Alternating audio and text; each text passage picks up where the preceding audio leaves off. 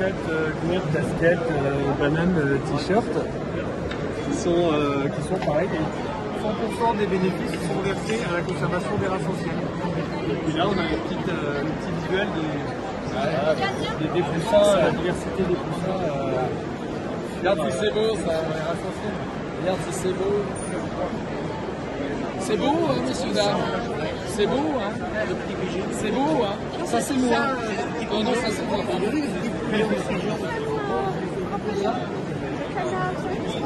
Ah, le vilain petit canard. C'était moi. J'ai changé, je suis moins noir qu'avant, c'est remarqué.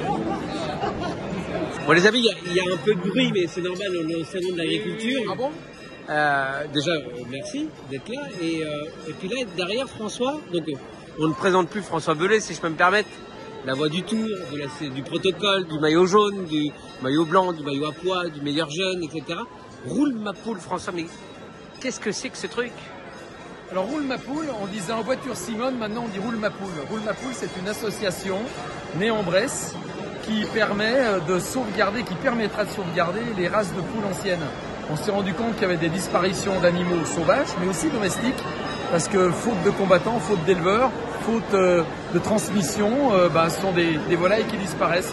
Je crois qu'il y en a une cinquantaine encore en France qu'il faut sauver, et donc cette association, elle va faire en sorte de préserver les souches de ces races anciennes dans un lieu unique qui sera préservé, un petit peu comme on a des fois des lieux de sauvegarde pour les graines, pour les plantes anciennes ou des choses comme ça. Donc c'est plutôt une belle idée qui est née, et moi c'est pour ça que j'ai décidé de leur filer un petit coup de main en essayant de médiatiser tout ça, parce que je pense que si on laisse disparaître des races domestiques de poules, c'est comme si on laissait disparaître une partie de notre histoire, de notre production, de notre agriculture, de nos territoires, et ce serait dommage. Bon Edouard, vous êtes à l'origine de tout ça. Bon, avec François Belay du département de l'Ain, vous n'avez pas trouvé pire comme ambassadeur. C'est audacieux. Ah bah de toute façon aujourd'hui il fallait un projet audacieux si on veut contrer ce rythme dans lequel sont logées les poules qui sont amenées à disparaître. Si on veut contrer ça, il faut être ambitieux, il faut être décalé, il faut trouver vraiment quelque chose de nouveau.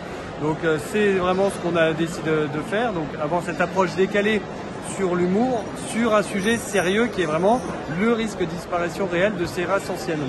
Donc il fallait avoir de l'ambition, être un peu utopique aussi dans ce qu'on pensait, mais dire il faut vraiment qu'on arrive à conserver ces 47 races anciennes.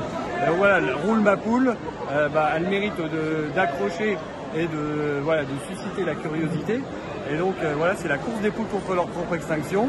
Et donc quand on parle à François de course, tout de suite ça lui parle. Et quand on parle de poules, ça lui parle aussi étant un Bressan né.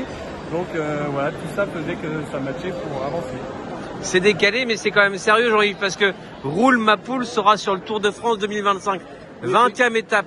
On part de Nantois direction Pontarlier. Les races de poules à Nantois, c'est quoi dans l'Ain? Il y a trois races, les gauloises grises, blanches et noires.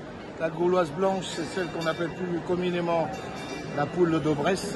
Et la gauloise noire, c'est celle qui pond beaucoup.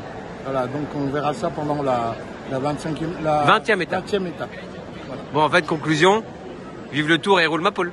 Roule ma poule, qu'elle soit grimpeuse, sprinteuse, qu'elle soit baroudeuse, la poule, elle mérite de rouler. Tu roules avec elle.